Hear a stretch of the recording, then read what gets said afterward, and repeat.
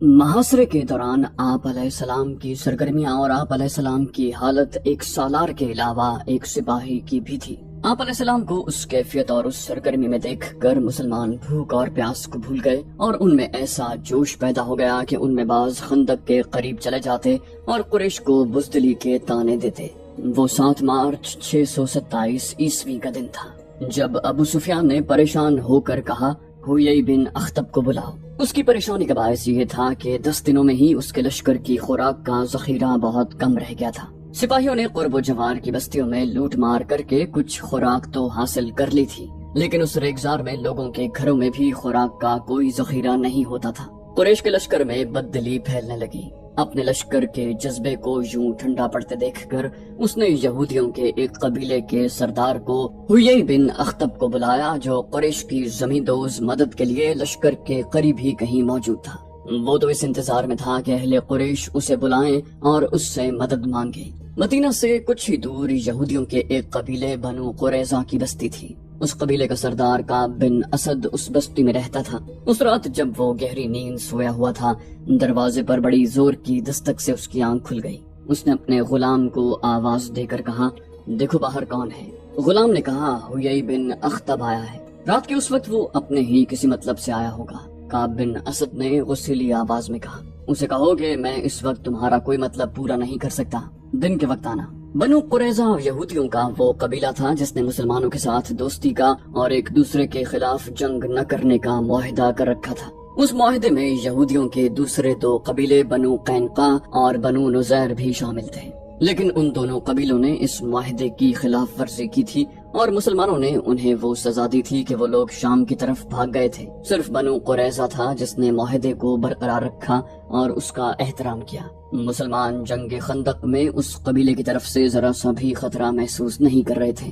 ہوئی بن اخطب بھی یہودی تھا۔ وہ کعب بن اسد کو اپنا ہم مذہب بھائی سمجھ کر اس کے پاس آیا تھا۔ وہ کعب بن اسد کو مسلمانوں کے خلاف اکسانا چاہتا تھا، اس لیے وہ غلام کے کہنے پر بھی وہاں سے نہ ہٹا۔ کعب بن اسد نے پریشان ہو کر اسے اندر بلا لیا۔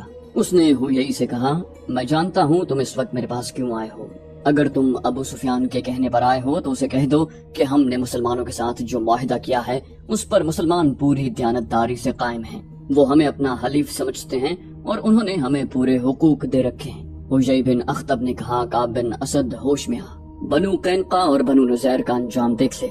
مسلمانوں کی شکست مجھے صاف نظر آ رہی ہے۔ خدا یہودا کی قسم 10,000 کا لشکر مسلمانوں کو کچل ڈالے گا، پھر یہ مسلمان تم پر ٹوٹ پڑیں گے کہ یہودیوں نے انہیں شکست دلائی ہے۔ کعب بن اسد نے پوچھا، تم چاہتے کیا ہو ہوئی بن اخطب نے کہا، قریش کے لشکر کا ایک حصہ پہاڑوں کے پیچھے سے تمہارے پاس پہنچ جائے گا۔ تمہاری موجودگی میں یہ سپاہی مسلمانوں پر عقب سے حملہ نہیں کر سکتے۔ تم اپنے قبیلے سمیت قریش سے مل جاؤ اور مسلمانوں پر اس طرح سے حملہ کرو کہ تمہیں جم کر نہ لڑنا پڑے بلکہ ضرب لگا کر پیچھے ہٹاؤ۔ اس سے قریش کو یہ فائدہ ہوگا کہ مسلمانوں کی توجہ خندق سے ہٹ جائے گی اور قریش کا لشکر خندق کو عبور کر لے گا۔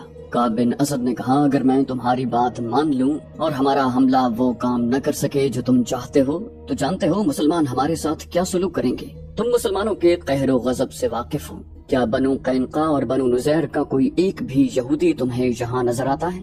ہوئی بن اخطب نے کہا، ابو سفیان نے سب کچھ سوچ سمجھ کر تمہیں معاہدے کی دعوت دی ہے۔ اگر مسلمانوں کا قہر و غضب تم پر گرنے لگا تو قریش کے لشکر کا ایک حصہ تمہارے قبیلے کی حفاظت کے لیے شیخین اور لاوا کی پہاڑیوں میں موجود رہے گا۔ وہ شب خون مارنے والے تجربہ کار سپاہیوں کا لشکر ہوگا جو مسلمانوں کو تمہاری طرف آنکھ اٹھا کر بھی دیکھنے کی مہلت نہیں دیں گے۔ تم مجھے اتنے بڑے خطرے میں ڈال رہے ہو جو میرے پورے قبیلے کو تباہ کر دے۔ کعب بن اسد نے کہا۔ ہوئی بولا، تمہارا قبیلہ تباہ ہو یا نہ ہو، اہل قریش اتنی قیمت دیں گے جو تم نے کبھی سوچی بھی نہ ہوگی، یا اپنے تعاون کی قیمت خود بتا دو۔ جو کہو گے، جس شکل میں مانگو گے، تمہیں قیمت مل جائے گی اور تمہارے قبیلے کو پورا تحفظ ملے گا۔ مسلمان اگلے چند دنوں میں نیست و نابود ہو جائیں گے۔ تم اس کا ساتھ دو جو زندہ رہے گا اور جس کے ہاتھ میں طاقت ہوگی۔ کعب بن اسد آخری یہودی تھا۔ اس نے زر و جواہرات کے لالچ میں آ کر ہوئی بن اخطب کی بات مان لی۔ کعب بن اسد نے کہا، قریش کا کوئی سپاہی ہماری بستی کے قریب نہ آئے۔ مسلمانوں پر میرا قبیلہ شب خون مارتا رہے گا۔ یہ کام رات کی تاریکی میں کیا جائے گا تاکہ مسلمانوں کو پتہ ہی نہ چل سکے کہ شب خون مارنے والے بنو قریظہ کے آدمی ہیں۔ پھر کعب نے ہونٹوں پر ہلکی سی مسکراہٹ لاتے ہوئے کہا، اور ہوئی تم دیکھ رہے ہو کہ میں یہاں اکیلا پڑا ہوں، میری راتیں تنہا گزر رہی ہیں۔ حیی نے کہا آج کی رات تنہا گزارو، کل تم تنہا نہیں ہوگے۔ کعب بن اسد نے کہا مجھے 10 دنوں کی مہلت ملنی چاہیے، مجھے اپنے قبیلے کو تیار کرنا ہے۔ قریش اور بنو قریظہ کے درمیان معاہدہ ہو گیا۔ سعد بن عتیق معمولی قسم کا ایک جوان تھا جس کی مدینہ میں کوئی حیثیت نہیں تھی۔ وہ خنجر اور تلواریں تیز کرنے کا کام کرتا تھا۔ اس میں یہ خوبی تھی کہ خدا نے اسے آواز پرسوز اور سریلی دی تھی اور وہ شہسوار تھا۔ راتوں کو کسی محفل میں اس کی آواز سنائی دیتی تھی تو لوگ باہر آ کر اس کا گانا سنا کرتے تھے۔ کبھی رات کو وہ شہر سے باہر چلا جاتا اور اپنی ترنگ میں گایا کرتا تھا۔ اس نے اسلام قبول کر لیا تھا۔ ایک رات وہ پرسوز لے میں شہر سے دور کہیں گا رہا تھا کہ ایک بڑی خوبصورت اور جوان لڑکی اس کے سامنے یوں آن کھڑی ہوئی جیسے کوئی جن یا چڑیل انسان کے حسین روپ میں آ گئی ہو۔ سعد گھبرا کر خاموش ہو گیا۔ لڑکی نے کہا اس آواز سے مجھے محروم نہ کر جو مجھے گھر سے نکال لائی ہے۔ مجھے دیکھ کہ تو خاموش ہو گیا ہے تو میں دور چلی جاتی ہوں۔ اپنے نغمے کا خون نہ کر، تیری آواز میں ایسا سوز ہے جیسے تو کسی کے فراق میں نغمہ سرا ہے۔ سعد نے کہا کون ہے تو؟ اگر تو جنات میں سے ہے تو بتا دے۔ لڑکی کی جل ترنگ جیسی ہنسی سنائی دی۔ صحرا کی شفاف چاندنی میں اس کی آنکھیں ہیروں کی طرح چمک رہی تھیں۔ وہ بولی میں بنو قریظہ کی ایک یہودی کی بیٹی ہوں۔ سعد بولا اور میں مسلمان ہوں۔ یہودن نے کہا مذہب کو درمیان میں نہ لا، نغموں کا کوئی مذہب نہیں ہوتا، میں تیرے لیے نہیں تیرے نغمے اور تیری آواز کے لیے آئی ہوں۔ سعد دوبارہ اپنی دھن میں گنگنانے لگا۔ ایک روز یہودن نے اسے کہا کہ سعد قبول کرے تو وہ اس کے پاس آ جائے گی اور اسلام قبول کر لے گی۔ 2-3 روز ہی گزرے تھے کہ مدینہ کا محاصرہ آ گیا۔ سعد بن عتیق کا کام بڑھ گیا۔ اس کے پاس تلواریں، خنجر اور برچھیوں کی انیاں تیز کروانے والوں کا ہجوم رہنے لگا۔ وہ راتوں کو بھی کام کرتا تھا۔ ایک روز وہ یہودن اپنے باپ کی تلوار اٹھائے اس کے پاس آئی۔ اس نے کہا تلوار تیز کروانے کے بہانے آئی ہوں، آج ہی رات یہاں سے نکلو ورنہ ہم کبھی نہ مل سکیں گے۔ سعد نے پوچھا کیا ہو گیا ہے؟ وہ بولی پرسوں شام میرے باپ نے مجھے کہا کہ قبیلے کے سردار کعب بن اسد کو میری ضرورت ہے۔ باپ نے حیی بن اخطب کا نام بھی لیا تھا۔ میں کعب کے گھر چلی گئی۔ وہاں حیی کے علاوہ 2 اور آدمی بیٹھے ہوئے تھے۔ وہ اس طرح کی باتیں کر رہے تھے کہ مسلمانوں کے آخری دن آ گئے ہیں۔ کعب بن اسد، حیی بن اخطب اور قریش کے درمیان اس لڑکی کی موجودگی میں معاہدہ ہوا اور مسلمانوں پر عقب سے حملوں کا منصوبہ طے ہوا۔ اس یہودن کو رات بھر کعب کے پاس گزارنی پڑی۔ صبح وہ اپنے گھر آ گئی۔ اسے مسلمانوں کے ساتھ کوئی دلچسپی نہ تھی، اس کی دلچسپیاں سعد کے ساتھ تھیں۔ اس کے کانوں میں یہ بات بھی پڑی تھی کہ کعب اسے بیوی یا داشتہ کی حیثیت سے اپنے پاس رکھ لے گا۔ سعد بن عتیق اس یہودن کی محبت کو تو بھول ہی گیا۔ اس نے یہودن کو گھر بھیج دیا اور ایک بزرگ مسلمان کو بتایا کہ کعب بن اسد نے حیی کے کہنے پر قریش کے ساتھ معاہدہ کر لیا ہے۔ اس بزرگ نے یہ اطلاع اوپر پہنچا دی۔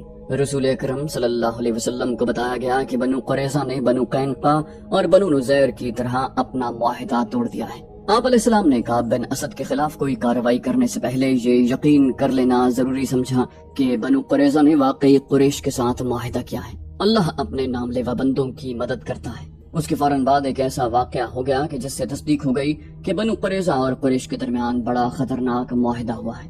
واقعہ یوں ہوا، عورتوں اور بچوں کو شہر کے ان مکانوں اور چھوٹے چھوٹے قلعوں میں منتقل کر دیا گیا جو خندق سے دور تھے۔ ایک ایسے ہی قلعے میں رسول اکرم صلی اللہ علیہ وسلم کی پھوپھی صفیہ رضی اللہ تعالی عنہا چند ایک عورتوں اور بہت سے بچوں کے ساتھ مقیم تھی۔ ایک روز صفیہ رضی اللہ عنہا قلعے کی فصیل پر گھوم پھر رہی تھی کہ انہوں نے نیچے دیکھا ایک آدمی دیوار کے ساتھ ساتھ مشکوک سی چال چلتا جا رہا تھا۔ وہ کہیں رکتا، دیوار کو دیکھتا اور آگے چل پڑتا۔ صفیہ رضی اللہ عنہ اسے چھپ کر دیکھنے لگی۔ صاف پتہ چلتا تھا کہ یہ آدمی قلعے کے اندر آنے کا کوئی راستہ یا ذریعہ دیکھ رہا ہے۔ صفیہ رضی اللہ عنہا کو اس وجہ سے بھی اس آدمی پر شک ہوا کہ شہر کے تمام آدمی خندق کے قریب مورچہ بند تھے یا جنگ کے کسی اور کام میں مصروف تھے۔ اگر یہ کوئی اپنا آدمی ہوتا اور کسی کام سے آیا ہوتا تو دروازے پر دستک دیتا۔ قلعے میں عورتوں اور بچوں کے ساتھ صرف ایک مرد تھا۔ یہ تھے عرب کے مشہور شاعر حسان بن ثابت۔ صفیہ رضی اللہ عنہا نے حسان رضی اللہ عنہ سے کہا کہ نیچے ایک آدمی مشکوک انداز سے دیوار کے ساتھ ساتھ جا رہا ہے، مجھے شک ہے کہ وہ یہودی ہے۔ تم جانتے ہو حسان، بنو قریظہ نے دوستی کا معاہدہ توڑ دیا ہے۔ یہ شخص مجھے یہودیوں کا مخبر معلوم ہوتا ہے۔ بنو قریظہ ہم پر عقب سے حملہ کریں گے تاکہ ہمارے مردوں کی توجہ خندق کی طرف سے ہٹ جائے اور وہ پیچھے آ جائیں۔ یہودیوں کے پاس ہمارے مردوں کو مورچوں سے نکال کر پیچھے لانے کا یہ طریقہ کارآمد ہوگا کہ وہ ان قلعوں پر حملے شروع کر دیں جن میں عورتیں اور بچے ہیں۔ نیچے جاؤ حسان، اللہ تمہارا نگہبان ہو۔ اس شخص کو للکارو، اگر وہ واقعی یہودی ہوا تو اسے قتل کر دو، خیال رکھنا کہ اس کے ہاتھ میں برچھی ہے اور اس کے چوغے کے اندر تلوار بھی ہوگی۔ حسان رضی اللہ عنہ نے کہا، اے عظیم خاتون، کیا آپ نہیں جانتی کہ میں بیمار ہوں؟ اگر مجھ میں ذرا سی بھی طاقت ہوتی تو اس وقت میں میدان جنگ میں ہوتا۔ مورخ ابن ہشام اور ابن قتیبہ نے لکھا ہے کہ عرب کے عظیم شاعر کا یہ جواب سن کر رسول اکرم صلی اللہ علیہ وسلم کی پھوپھی صفیہ رضی اللہ عنہا خود اس مشکوک آدمی کو پکڑنے یا مارنے کے لیے چل پڑی، لیکن یہ نہ دیکھا کہ ایک مسلح مرد کے مقابلے میں جاتے ہوئے ان کے ہاتھ میں کون سا ہتھیار ہے۔ وہ جلدی میں جو ہتھیار لے کر گئیں وہ برچھی نہیں تھی، تلوار نہیں تھی، وہ ایک ڈنڈا تھا۔ صفیہ رضی اللہ عنہا دوڑتی ہوئی باہر نکلی اور اس مشکوک آدمی کے پیچھے جا رکیں جو دیوار کے ساتھ کھڑا اوپر دیکھ رہا تھا۔ صفیہ رضی اللہ عنہا نے اسے للکارا، کون ہے تو؟ مشکوک آدمی نے بدک کر پیچھے دیکھا۔ اگر وہ کسی غلط نیت سے نہ آیا ہوتا تو اس کا انداز کچھ اور ہوتا، مگر اس نے برچھی تان لی۔ صفیہ رضی اللہ عنہا نے اس کا چہرہ دیکھا تو کوئی شک نہ رہا کہ وہ یہودی تھا اور وہ بنو قریظہ کا ہی ہو سکتا تھا۔ اسے یقین تھا کہ ایک عورت، وہ بھی ایک ڈنڈے سے مسلح، اس کا کچھ نہیں بگاڑ سکے گی۔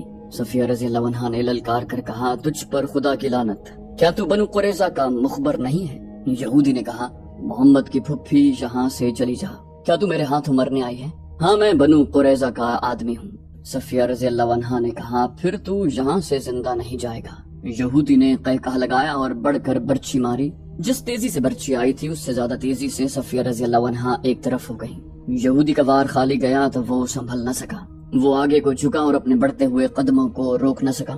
صفیہ رضی اللہ عنہا نے پوری طاقت سے اس کے سر پر ڈنڈا مارا۔ ایک عورت کے بازو میں خدا کا قہر آ گیا۔ یہودی رک کر سیدھا ہوا لیکن اس کا سر ڈولنے لگا۔ صفیہ رضی اللہ عنہا نے اسے سنبھلنے کا موقع نہ دیا اور اس کے سر پر پہلے سے زیادہ زور سے ڈنڈا مارا۔ اب یہودی کھڑا نہ رہ سکا، اس کے ہاتھ سے برچھی گری، پھر اس کے گھٹنے زمین سے لگے۔ صفیہ رضی اللہ عنہا نے اس کے سر پر، جس سے خون بہ بہ کر اس کے کپڑوں کو لال کر رہا تھا، ایک اور ڈنڈا مارا۔ وہ جب بے ہوش ہو کر لڑک گیا تو صفیہ رضی اللہ عنہا اس کے سر پر ہی ڈنڈے مارتی چلی گئیں جیسے زہریلے ناگ کا سر کچل رہی ہوں۔ صفیہ رضی اللہ عنہا نے اس وقت ہاتھ روکا جب یہودی کی کھوپڑی کچلی گئی اور اس کا جسم بے حس ہو گیا۔ صفیہ رضی اللہ عنہا قلعے میں چلی گئی۔ انہوں نے اپنے شاعر حسان رضی اللہ عنہ سے کہا، حسان، میں وہ کام کر آئی ہوں جو تمہیں کرنا تھا، اب جاؤ اور اس یہودی کے ہتھیار اٹھا لاؤ اور اس کے کپڑوں کے اندر جو کچھ ہے وہ بھی لے آؤ۔ میں عورت ہوں، کسی مرد کے کپڑوں کے اندر ہاتھ ڈالنا ایک عورت کے لیے مناسب نہیں۔ چاہو تو یہ مال غنیمت تم لے سکتے ہو، مجھے اس کی ضرورت نہیں۔ حسان رضی اللہ عنہ نے شاعروں کی مسکراہٹ سے کہا، اللہ آپ کی عصمت و عفت کی حفاظت کرے، مال غنیمت کی ضرورت مجھے بھی نہیں ہے، اور میں اپنے اندر اتنی توانائی محسوس نہیں کرتا کہ یہ کام انجام دے سکوں۔ مورخین لکھتے ہیں کہ یہ خبر رسول کریم صلی اللہ علیہ وسلم تک پہنچی تو آپ علیہ السلام کو پریشانی ہوئی۔ شہر میں خوراک کی کیفیت یہاں تک پہنچ گئی تھی کہ ہر فرد کو اس کی اصل ضرورت کی صرف 1/4 خوراک ملتی تھی۔ رسول کریم صلی اللہ علیہ وسلم نے خدا ذوالجلال سے مدد مانگی اور کوئی حکمت عملی سوچنے لگے۔ ادھر خندق کا محاذ سرگرم تھا۔ خالد کو اپنی اس وقت کی بے چینی اور بےتابی اچھی طرح یاد تھی۔ وہ خندق کے ساتھ ساتھ گھوڑا دوڑاتا اور کہیں سے خندق عبور کرنے کے طریقے سوچتا تھا۔ وہ مرد میدان تھا، لڑے بغیر واپس جانے کو اپنی توہین سمجھتا تھا، مگر وہاں لڑائی اس نوعیت کی ہو رہی تھی کہ قریش کے تیر انداز خاصی تعداد میں خندق کے اس مقام پر قریب آتے جہاں مسلمان مورچہ بند تھے۔ یہ صلہ کی پہاڑی تھی۔ تیر انداز مسلمانوں پر تیر برساتے، مسلمان جوابی تیر اندازی کرتے۔ کبھی قریش کا کوئی تیر انداز جیش کسی اور جگہ گشتی سنتریوں پر تیر چلاتا، مگر مسلمانوں کا جیش فوراً پہنچ جاتا۔ رات کو مسلمان خندق پر سنتریوں کی تعداد میں اضافہ کر دیتے اور قریش خندق سے دور پیچھے خیمہ گاہ میں چلے جاتے۔ رسول کریم صلی اللہ علیہ وآلہ وسلم کو جہاں مدینہ میں خوراک کی قلت کا جو قحط کی صورت اختیار کرتی جا رہی تھی احساس تھا، وہاں آپ علیہ السلام کو یہ بھی معلوم تھا کہ قریش کا لشکر بھی نیم فاقہ کشی پر آ گیا ہے۔ یہ وہ کیفیت ہوتی ہے جو انسان کو ایک دوسرے کی شرائط ماننے پر اور معاہدوں اور سمجھوتوں پر مجبور کر دیتی ہے۔ کسی بھی تاریخ میں اس شخص کا نام نہیں لکھا جسے رسول کریم صلی اللہ علیہ وسلم نے خفیہ طریقے سے قریش کے اتحادی غطفان کے سالار اینیا کے پاس اس مقصد کے لیے بھیجا کہ اسے قریش کی دوستی ترک کرنے پر آمادہ کرے۔ اسے یہ نہیں کہا گیا تھا کہ وہ مسلمانوں کے ساتھ مل جائے۔ رسول کریم صلی اللہ علیہ وسلم کا مقصد صرف یہ تھا کہ غطفان اور اینیا رضامند ہو جائیں اور اپنے قبیلے کو واپس لے جائیں تو قریش کا لشکر 2000 نفری کی فوج سے محروم ہو جائے گا۔ یہ توقع بھی کی جا سکتی تھی کہ دوسرے قبائل بھی غطفان کی تقلید میں قریش کے لشکر سے نکل جائیں گے۔ سالار عینیہ نے رسول اکرم صلی اللہ علیہ وسلم کے ایلچی سے کہا، ہم نے یہاں تک آنے کا جو خرچ برداشت کیا ہے وہ کون دے گا؟ رسول خدا صلی اللہ علیہ وسلم کے ایلچی نے کہا، ہم دیں گے۔ نبی کریم صلی اللہ علیہ وسلم نے فرمایا ہے کہ تم لوگ اپنے قبیلے کو واپس لے جاؤ تو اس سال مدینے میں کھجور کی جتنی پیداوار ہوگی اس کا تیسرا حصہ تم لے جانا، خود مدینہ آ جانا، پوری پیداوار دیکھ لینا اور اپنا حصہ اپنے ہاتھوں الگ کر کے لے جانا۔ سالار عینیہ میدان جنگ میں لڑنے اور لڑانے والوں کی قیادت کرنے والا جنگجو تھا، لیکن غیر جنگی مسائل اور امور کو بہت کم سمجھتا تھا۔ مورخ ابن قتیبہ نے لکھا ہے کہ اس واقعے کے کچھ ہی عرصے کے بعد رسول اللہ صلی اللہ علیہ وسلم نے اسے مستعد احمد کا خطاب دیا تھا۔ وہ بڑے طاقتور جسم والا اور جسمانی لحاظ سے پھرتیلا اور مستعد رہنے والا آدمی تھا۔ اس نے اپنے سردار غطفان سے بات کی، خدا کی قسم محمد نے ہمیں کمزور سمجھ کر یہ پیغام بھیجا ہے۔ غطفان نے کہا، اس کے ایلچی سے پوچھو کہ مدینے کے اندر لوگوں کو بھوک کا سامنا نہیں، ہم انہیں بھوک سے نڈھال کر کے ماریں گے۔ سالار عینیہ نے کہا، کیا تم دیکھ نہیں رہے کہ ہمارا اپنا لشکر بھوک سے نڈھال ہو رہا ہے؟ مدینہ والے اپنے گھروں میں بیٹھے ہیں، ہم اپنے گھر سے بہت دور آ گئے ہیں۔ کیا لشکر میں تم بے اطمینانی نہیں دیکھ رہے؟ کیا تم نے دیکھا نہیں کہ ہماری کمانوں سے نکلے ہوئے تیر اب اتنی دور نہیں جاتے جتنی دور اس وقت جاتے تھے جب تیر اندازوں کو پیٹ بھر کر کھانا ملتا تھا؟ ان کے بازوؤں میں کمانے کھینچنے کی طاقت نہیں رہی۔ غطفان نے پوچھا، کیا اس کا فیصلہ تم کرو گے کہ ہمیں محمد کو کیا جواب دینا چاہیے، یا میں فیصلہ کروں گا جو قبیلے کا سردار ہے؟ سالار عینیہ نے کہا، خدا کی قسم میدان جنگ میں جو فیصلہ میں کر سکتا ہوں وہ تم نہیں کر سکتے، اور میدان جنگ سے باہر جو فیصلہ تم کر سکتے ہو وہ فیصلہ میری عقل نہیں کر سکتی۔ میری عقل تلوار کے ساتھ چلتی ہے، مگر جہاں میری فوج کی تلواریں اور برچیاں اور ہمارے تیر مایوس ہو گئے ہیں، ہم خندق کے پار نہیں جا سکتے۔ ہمیں محمد کی بات مان لینی چاہیے صلی اللہ علیہ وسلم۔ اور انہوں نے رسول کریم صلی اللہ علیہ وسلم کی بات مان لی۔ ایلچی امید افزا جواب لے کر آ گیا۔ اسے قریش کا کوئی آدمی نہیں دیکھ سکا تھا، کیونکہ غطفان کی فوج محاصرے کے کسی اور مقام پر تھی۔ اللہ کے رسول صلی اللہ علیہ وسلم کے خلاف کون بول سکتا تھا؟ مگر آپ علیہ السلام نے اسلام کی تعلیمات کے عین مطابق اپنے سرکردہ ساتھیوں کو بلایا اور انہیں موقع دیا کہ کسی کو آپ علیہ السلام کے فیصلے سے اختلاف ہے تو وہ بولے۔ آپ علیہ السلام ایک شخص کا فیصلہ پوری قوم پر ٹھونسنے کے قائل نہ تھے، چنانچہ آپ علیہ السلام نے سب کو بتایا کہ آپ نے غطفان کو کیا پیشکش کی ہے۔ یہاں امت کو مشورے کی اہمیت سکھائی گئی تھی۔ چند پرجوش آوازیں اٹھی، نہیں، ہماری تلواریں جن کے خون کی پیاسی ہیں، خدا کی قسم ہم انہیں اپنی زمین کی پیداوار کا ایک دانہ بھی نہ دیں گے۔ جنگ تو ہوئی نہیں، ہم لڑے بغیر کیوں ظاہر کریں کہ ہم لڑ نہیں سکتے؟ اس کی تائید میں کچھ آوازیں اٹھیں۔ ایسی دلیلیں دی گئیں جنہیں رسول خدا صلی اللہ علیہ وسلم نے اس لیے قبول فرما لیا کہ یہ اکثریت کی آواز تھی۔ آپ علیہ السلام نے اپنے ایلچی کو دوبارہ غطفان اور عینیہ کے پاس نہ بھیجا، لیکن آپ علیہ السلام نے سب پر واضح کر دیا کہ تدبر اور حکمت عملی کے بغیر محاصرہ نہیں توڑا جا سکے گا۔ خدا حق پرستوں کے ساتھ تھا۔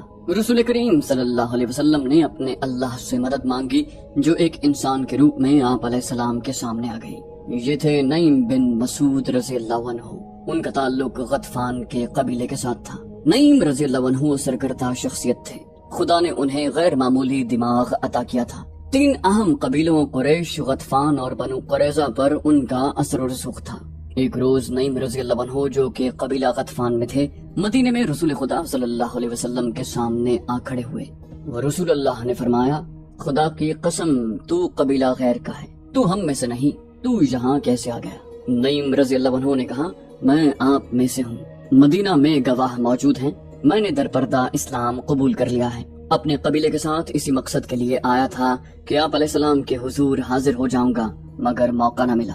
پتہ چلا کہ آپ نے میرے قبیلے کے سردار اور سالار کو قریش سے دوستی ترک کر کے واپس جانے کا پیغام بھیجا تھا، اور آپ علیہ السلام نے اس کا معاوضہ بھی بتا دیا تھا، لیکن آپ علیہ السلام نے بات کو مزید آگے نہ بڑھایا۔ رسول اللہ صلی اللہ علیہ وسلم نے کہا، اللہ کی تجھ پر رحمت ہو، کیا تو بات کو آگے بڑھانے آیا ہے؟ نعیم رضی اللہ عنہ نے جواب دیا، نہیں میرے اللہ کے سچے نبی صلی اللہ علیہ وسلم، مجھے آپ علیہ السلام کے ہی قدموں میں آنا تھا۔ اہل مدینہ پر مشکل کا وقت آن پڑا ہے، میں اپنی جان لے کے حاضر ہوا ہوں، یہ حضور صلی اللہ علیہ وسلم کے اور اسلام کے شہدائیوں کے جس کام آ سکتی ہے، حضور صلی اللہ علیہ وسلم کے قدموں میں پیش کرتا ہوں۔ اپنے لشکر میں سے چھپ چھپا کر نکلا ہوں۔ خندق میں اتر تو گیا لیکن سنتریوں کی موجودگی میں اوپر آنا خودکشی کے برابر تھا۔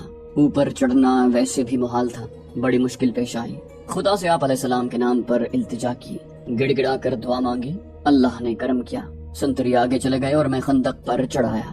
رسول اکرم صلی اللہ علیہ وسلم کو نعیم رضی اللہ عنہ کے متعلق بتایا گیا کہ یہ کس حیثیت کی شخصیت ہیں۔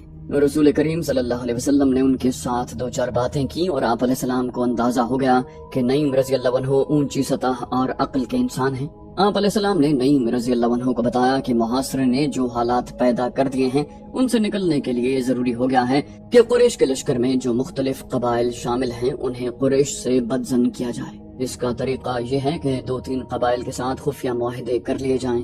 نعیم رضی اللہ عنہ نے کہا، یا رسول اللہ، اگر میں یہ کام اپنے طریقے سے کر دوں تو کیا حضور صلی اللہ علیہ وسلم مجھ پر اعتماد کریں گے؟ رسول اللہ نے فرمایا، تجھ پر اللہ کی رحمت ہو نعیم، میں تجھے اور تیرے نیک ارادوں کو اللہ کے سپرد کرتا ہوں۔ نعیم رضی اللہ عنہ نے کہا، میں واپس اپنے قبیلے میں چلا جاؤں گا، لیکن یہ نہیں بتاؤں گا کہ میں مدینے میں آیا تھا۔ یہاں سے میں کعب بن اسد کے پاس جا رہا ہوں۔ میرے اللہ کے رسول میری کامیابی کے لیے دعا فرمائیے۔ تو دوستو یہ تھی ہماری آج کی ایپیسوڈ۔ امید کرتے ہیں آپ کو ہماری ایپیسوڈ پسند آئی ہوگی۔ جانے سے پہلے اس ویڈیو کو لائک، شیئر اور کامنٹ کرنا مت بھولیے، اور اگر آپ ہمارے چینل پر نئے ہیں تو اسے سبسکرائب کیجیے اور بیل آئیکن پر کلک کیجیے تاکہ آپ کو تمام ویڈیوز فوراً ملتی رہیں۔ اگلی ویڈیو تک کے لیے اپنا خیال رکھیے۔ اللہ حافظ۔